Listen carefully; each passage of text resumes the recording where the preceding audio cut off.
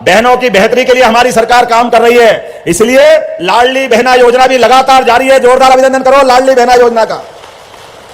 उस योजना को लगातार बहनों को दे रहे हैं। कई कांग्रेसियों के पेट में दर्द हो रहा है, काय के लिए दे रहे हो, कब तक दोगे?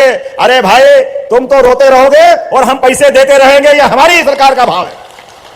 बहन बेटी की योजना और बहन बेटी के हाथ में पैसे मिल जाए, यह सनातन संस्कृति की हमारा अपना रिवाज है। और आज हमने अपनी बहनों के लिए नारी सशक्तिकरण के आधार पर महिला सशक्तिकरण की एक नई योजना यही कैबिनेट में पारित की है, अहिल्या माता के नाम पर। जब हमारी बहनों की जिंदगी बेहतर होगी, उनको सभी क्षेत्रों में शिक्षा, चिकित्सा, रोजगार समान रूप से उनके जीवन में बदलाव आए। नारी सशक्तिकरण को लेकर के हमारी सरकार लगातार काम करेगी। अब ऐसे कामों में उनकी जो कठिनाई उसको भी देख रहे हैं। मध्य प्रदेश के अंदर हर युवा, महिला, किसान, गरीब, बहन, भाई जो पढ़ लिख करके बड़ा है उसको आईटी पार्क के माध्यम से, जो कम पढ़ा लिखा उसको आईटीआई के माध्यम से, जो खेती किसानी करता है उसको उद्यानिक विभाग के माध्यम से हर एक व्यक्ति को रोजगार दिलाने का काम हमारी सरकार करेगी। इसलिए इसी महीने के अगले महीने 24 फरवरी को हमने अपनी संभाग की औद्योगिक इन्वेस्टर मीट की है, जिसको रीजनल इंडस्ट्री कॉन्क्लेव के माध्यम से आप जानते हो। लगभग 3 लाख युवाओं को रोजगार देने का निर्णय हमारी इसके माध्यम से हुआ है। आप बताओ, घर में बहन बेटी मेहनत से अपना काम करती है, भाई भी करते हैं, लेकिन दारू पी के आए और घर बिगड़ जाए, होता कि नहीं होता ऐसा? शराब के लिए घर में श्राप के बराबर है शराब। इसलिए हमने तय किया है सभी धार्मिक नगरियों से शराब बंदी की जाएगी, सबकी दुकानें बंद कराने का काम यही महेश्वर की धरती से नया सर्वे प्रारंभ किया जा रहा है। जिनके कच्चे मकान रह गए उनका सर्वे प्रारंभ हो गया है।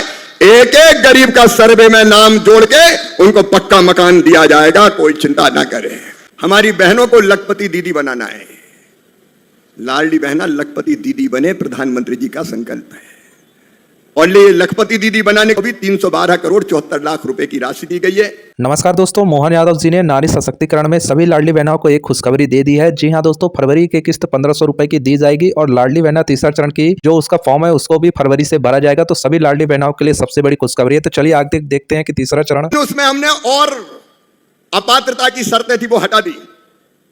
नंबर 1, पहले स्थिति यह थी कि कोई के पास मोटरसाइकिल स्कूटर होता था तो उसका नाम पीएम आवास योजना में नहीं जुड़ता था, किसके पास तो वाहन है। अब भैया बिना मोटरसाइकिल स्कूटर के तो मजदूर भी मजदूरी करने नहीं जा रहा आजकल। सही बात है कि नहीं, बताओ? और इसलिए यह तय कर दिया कि जिनके पास 2 पहिया वाहन है उनको भी प्रधानमंत्री आवास योजना का मकान दिया जाएगा। नंबर 2, पहले यह शर्त थी कि 10,000 रुपया, अगर 10,000 से ज्यादा किसी की आय है तो उसको पीएम आवास का मकान नहीं मिलेगा।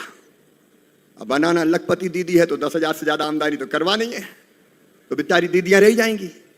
इसलिए मेरी बहनों यह तय कर दिया है कि 10,000 की सीमा नहीं, 15,000 रुपया महीना तक भी आमदनी होगी तो अभी मकान दिया जाएगा। और तीसरी चीज, जो हमारे किसान भाई है वो भी कहते थे कि हम भी तो यार दिनों रात मेहनत कर रहे हैं। तो किसान भाइयों, जिनकी 2.5 एकड़ तक सिंचित जमीन है और 5 एकड़ तक असिंचित जमीन है उनको भी पीएम आवास दिया जाएगा। सर्वे में उनका नाम भी जोड़ा जाएगा। और सर्वे में एक बात और की है, उसको ध्यान से सुन लेना।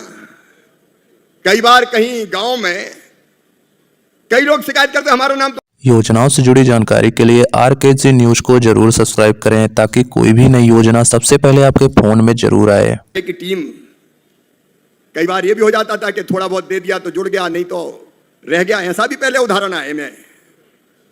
और इसलिए अब तय किया है सेल्फ सर्वे भी मान्य होगा। सेल्फ सर्वे, स्व सर्वेक्षण, मतलब आप अपने मोबाइल से ही सर्वे कर सकते हो। और कैसे करना वो और सुन लो। मोबाइल तो सबके पास है। कौन कौन के पास है हाथ उठाओ? लगभग सभी के पास है। तो अपना आधार नंबर मोबाइल पर लॉगिन करो, खुद का फोटो खींचो, फेस ऑथेंटिकेशन वही हो जाएगा। एक फॉर्म खुल जाएगा मोबाइल पे ही, उसमें ये सारे कॉलम है कि 15,000 से ज्यादा आय तो नहीं है, 4 पहिया वाहन तो नहीं है, वगैरह वगैरह। आप उसी में भर दो और भरने के बाद अपने आप आपका सर्वे हो जाएगा, सर्वे सूची में नाम जुड़ जाएगा। लेकिन भरना सही है। अगर गलत भरा तो फिर टीम जांच भी करेगी और गलत जानकारी हुई तो फिर नाम नहीं जुड़े। योजनाओं से जुड़ी जानकारी के लिए RKG न्यूज को जरूर सब्सक्राइब करें ताकि कोई भी नई योजना सबसे पहले आपके फोन में जरूर आए। बताओ ठीक है कि नहीं? अरे जोर से बताओ ना, ठीक है कि नहीं? तो स्व सर्वे भी होगा, सेल्फ सर्वे, तो कोई का नाम नहीं छूटेगा। और प्रधानमंत्री जी का जो गारंटी है, मोदी जी की गारंटी पूरी करने की गारंटी है। उन्होंने कहा हर गरीब को मकान, तो आने वाले सर्वे के बाद कोई गरीब नहीं छूटेगा, हर एक का अपना पक्का मकान होगा। वैसे ही प्रधानमंत्री ग्राम सड़क योजना में चौथा चरण शुरू हो रहा है और चौथे चरण में 11 की आबादी के 2011 में जो आबादी जिनकी थी 500 और 250 जनजाति क्षेत्र के, उनको भी जोड़ा जाएगा। विस्तार से फिर कभी बताऊंगा, आज समय नहीं है। तो प्रधानमंत्री ग्राम सड़क योजना में भी, और खेती किसानी की बात आज नहीं कर रहा, कभी फिर मुख्यमंत्री 8,21,190 मकान और जोड़े जा रहे हैं। मतलब 8,21,190 मकान इसी वित्तीय वर्ष में, अभी जनवरी चल रहा है, वित्तीय वर्ष खत्म हो जाएगा मार्च में, इसी वित्तीय वर्ष में मध्य प्रदेश को और दिए जा रहे हैं ताकि तेजी से मकान बन जाए। बताओ हर गरीब का मकान बनना चाहिए कि नहीं? ऐसे मरी मराई आवाज में बोल रहा है, बनना चाहिए कि नहीं? योजनाओं से जुड़ी जानकारी के लिए RKG न्यूज को जरूर सब्सक्राइब करें ताकि कोई भी नई योजना सबसे पहले आपके फोन में जरूर आए। अपने जिले में भी, राजस्थान में भी, और पूरे मध्य प्रदेश में। और इन मकान, इसके बाद जो आवास प्लस की सूची है आपकी, उसमें 8,21,000 और रह जाएंगे। तो ये 8,21,000 तो आज, और 8,21,190 अप्रैल मई के महीने में दे दिए जाएंगे। ताली जोर से तो बजाओ, ऐसी मरी मरी बजा रहे। और ये पूरा अगर मैं जोड़ लूं, इनमें कितना खर्चा होगा, तो मैं जोड़ के इकट्ठा बता रहा हूं, जिसमें शौचालय की राशि और मनरेगा की मजदूरी मिला के अगर ये जोड़ा जाए तो ये कुल मिला के 30,672 करोड़ के मकान मध्य प्रदेश में हो जाएंगे। और ये ऐसे ऐसे नहीं कह रहा हूं, मुख्यमंत्री जी आपको ये चिट्ठी दे रहा हूं, पूरी काम हो तो पक्का ही। और इसलिए मुख्यमंत्री जी को ये पत्र सौंप रहा हूं मैं। ये योजना 1,000 करोड़ की है और मुझे सांसद जी और विधायक जी ने कहा इस योजना का नाम बदल दो, तो उनकी बात मानते हुए इस योजना का नाम महारानी अहिल्याबाई नाम पे ये योजना की जाती है।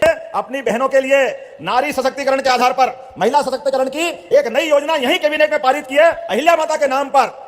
जब हमारी बहनों की जिंदगी बेहतर होगी, उनको सभी क्षेत्रों में शिक्षा, चिकित्सा, रोजगार समान रूप से उनके जीवन में बदलाव आए, और उससे आगे बढ़ करके हमारे लिए तो अपने में कहा गया है, देवताओं की तरफ से अपने देश की पहचान मात्र सत्ता के आधार पर है। इसलिए दुनिया में 200 से ज्यादा देश है, लेकिन एकमात्र देश है जो कहता है भारत माता की।